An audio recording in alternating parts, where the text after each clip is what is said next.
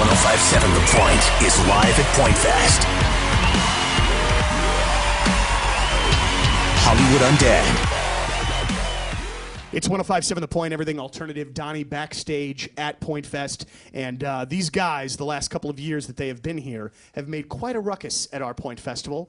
Part of Hollywood Undead. Gentlemen, what's going on? How are you? How you doing? Hello. So what we have here is questions from your fans. All right, we've solicited for them to ask you questions over the internet. So these are all from Hollywood Undead faithful fans that'll be going crazy when you guys are out there later today. Let's do it. All right, here we go. First question comes from Dolores Talley of St. Louis. She said, first, I would like you to know that I think your band rocks. I really love your music. I want to know how you got discovered and what you think you'd be doing now if you hadn't hit it big in the music industry. I don't know. I have nightmares about that every night, so I can't even answer that question. I still have nightmares about that. I wake up in my sleep like, if I wasn't in this band, what would I be doing? That's a good question, and there is no answer to that because we do not know. Well, what about how did you guys get discovered? How did you get found? We were in a couple bands before Hollywood Undead, and we kind of went through the motions and got sick of it because it was too, doing the demo tape type stuff, sending it to labels and showcasing. And then when the internet blew up, we just started making music and putting it on the internet because it's such a good avenue to fans directly, so you don't have to get like a major label involved. And once we got fans there, then labels started paying attention. You know what I mean? So that it kind of was the via between us and kids. Did it allow you to be a little bit more selective with the label process, with finding your, the right spot for Hollywood Undead? Oh yeah. Somehow we still picked the wrong one, but yeah. What's weird about the internet? I'm just gonna throw this out there. Is it's great for bands who are unsigned, but it's a killer for bands who are signed. It's the strangest thing. Because and it goes along with the people, taking the music for free and all that kind of thing. It's such a shame because I mean, more than anything else now, I love the way that I can listen to my music. You know what I mean? But there has to be some way out there where you guys don't get left out in the cold. I bought 2 CDs and it was $30. The last CD, one was Avenged Sevenfold, because they're my friends, I support them. And one was another band, and it was $30. And I was like, for 2 CDs, I was like, no wonder kids steal music. They don't have $30 to buy 2 CDs. Like, I go $9.99, and that's it. If it's more than that, I'm out the door. I'm a firm supporter of that. I'm the same way. I don't do anything over $10 nowadays. Very good. All right, question number 2 from Catherine Wiley of Chesterfield. This is a great one, and I always love to hear answers for this one. After you guys got your first big paycheck, did you buy anything special? A mountain of cocaine. It was very special. It was really good stuff, dude. I gotta tell you. I just finished the last of it last night. That's why I look like shit. Yeah, you're fine. You're fine. We're on the internet? Dude, that's the worst thing is, like, we got this, like, our first signing bonus, and we did the stupidest thing, the most stereotypical thing. We didn't, like, invest it. We didn't buy anything that was worth anything. We just partied and just wasted all of it. Yeah. I built a little dog house of coke and slept in it every night. And when I wanted to get high, I just picked little pieces off. He bought a little beagle that he would sleep with. Him and the beagle would sleep in the doghouse. We're always twitching together. He called him Snoopy. Now, would you guys recommend though that when a band gets a signing bonus that they don't do that? Or are you just saying? No, I think bands should, because ever since we did that, I'm a lot smarter about stuff. So I think the whole point of getting like a signing bonus or something like that is to go out there and have some fun, because we were poor, like we couldn't eat for 5 years. So finally get some money, like I don't want to invest it. I want to go like do the things I was never able to do. So I think it's okay to do it with that. But then after that, wisen up and watch yourself. Unless your accounts are rubles, we don't do that. Like. Those Russian bastards. Yeah, well, great use of rubles, man. That's awesome. That'll probably be the only time we get that thrown in there today. Sean Yates of Granite City asks, how did you come up with the name Hollywood Undead, and was it the first choice for your band name?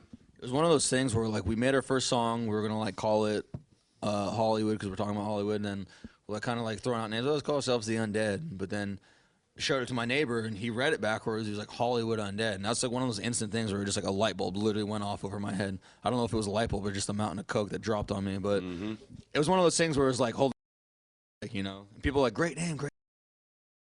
I don't know, it just kind of happened. Like. Very good. Boy, we're talking about rubles and cocaine mentions all over the place. This is good. These questions are coming up with good things. We're not even answering the question. I spent all my rubles on cocaine. All right, Ashley Carson of Creve Court says, what is your guilty pleasure music? Which artist you love listening to but wouldn't normally listen to? I don't have any guilty pleasure music. I don't listen to music much. One of the guys in our band loves Robin Thicke, which I'm always just like, I don't have anything against the guy, but it's so gay, and have a real problem with it. It's not that cool, but I have the Robin Thicke CD, and I put it in my car because, you know, I put the speakers in there, and girls were like literally like, "Oh my God, I can't believe this! That's awesome!" Like that literally makes chicks' panties wet. That's why he listens. Lucky to it. I'm a fag. I love Jewel personally. We were talking about it today. Like Jewel's first record, killed it. I remember seeing her. I remember seeing her here at a Point Fest back in the day, and I couldn't get past her jugs, to be very honest with you. She has big. Yeah, I mean, very much so. I want to rubles off. All right, finally. All right, Josh Tucker of Hillsborough asks, speaking of chicks, I bet you guys get all the chicks. How many groupies a day creep out and beg to see your tour bus? And the second part, do you have any issues with stalkers? The groupie girls are always like 16, so it never really does anything for me. And none of them are male, which also doesn't do anything for me. So I'll let you answer this one, buddy. Yeah, do something with that. Go ahead. I don't even know where to go. I'm actually speechless. I'm like, what supposed to say? All right, but what about stalkers? Have you, I would imagine that at some point you probably. It's such a weird thing because, like, for bands, it's not just us; it's every band that these kids love you and you want to give something back to them. But then sometimes, once in a while, you give something back, like, "Oh, here's my email address, here's my number. Yeah, thank you for coming, for supporting us." But then they just abuse it. You know, you give them an inch, take a mile. It's a very strange thing. Like, you love this person for supporting you, but it's like, what are you supposed to do? Like, just talk to them every day, all day for the rest of your life? Like, I don't know. It's very weird. You got nice eyes, Donnie. Big blues. Like, thank you very much. You got that 1,000-yard stare. You been to prison before? Never once. Your pupils are all dilated. You've been doing that coke, buddy. Your peepers are dilated. Let me tell you something. Pupils. Out of everyone in this peepers. room, there would be no one that would do worse in prison than myself. I mean, it just would not be. It would not be a good thing. But Just thank be you for the nailing compliment. everybody. I'll take it. I would notice you from across the yard and like, damn, who's that kid right there? Well, it's good to know that I will have jail love if and when maybe that sort of situation presents itself. Gentlemen, you are awesome. Thank you for your time. Your interviews. I don't even want to go anywhere. Let's just sit here all What day. else? dude. Come on, buddy. Your interviews are amazing. You're always so entertaining. Well, you know, let's say this. The second single on the record is Been to Hell. We played it a couple times. It's freaking awesome. Is it when you have, you know, a couple of really great tracks to choose from, how do you ultimately choose what is the single? You know, honestly, I don't think you can't premeditate with every time I've guessed what the single's going to be, and I'm always wrong. It's kind of one of those things what the radio likes and stuff like that. It's more up to program directors and so forth and DJs who want, I don't care what they play. If they're playing something, I'm happy. So we don't really care that much, you know, so we don't make like bad songs in my opinion. So if any of them get picked, it's all good with us. And Been to Hell is an awesome song, I agree. So I personally think that's the best music video we've ever made, and we did it so low budget, like it was so cheap. And I think it's awesome. Peter North's in it, porn star. Shoots fat loads. they call him the decorator.